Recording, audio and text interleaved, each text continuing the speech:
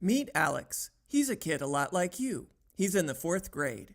Here he is, hanging out with his friends on the playground. The sixth graders are having recess at the same time as the fourth graders.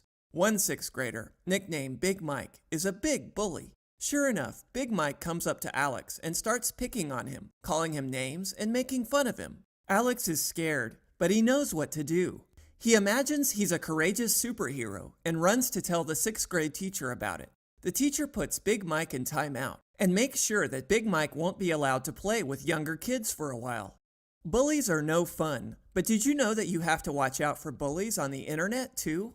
Kids who send mean text messages and emails or taunt kids on websites are called cyberbullies, and they can make other kids feel just as bad as Alex felt on the playground. A couple of weeks after Big Mike got in trouble at recess, he sends Alex an email calling him names. Then he writes a nasty lie about Alex on a website that a lot of the kids at school can read. But that's not all. After school, Big Mike sends Alex a text message every 10 minutes that says he's going to beat Alex up the next day. Oh man, Big Mike is really scaring Alex. As you can see, Big Mike's cyberbullying is just as harmful as his bullying at recess. And the worst part is that cyberbullying can happen anywhere, even when Alex thinks he's safe at home. What should Alex do? The answer is simple, but Alex has to be courageous again.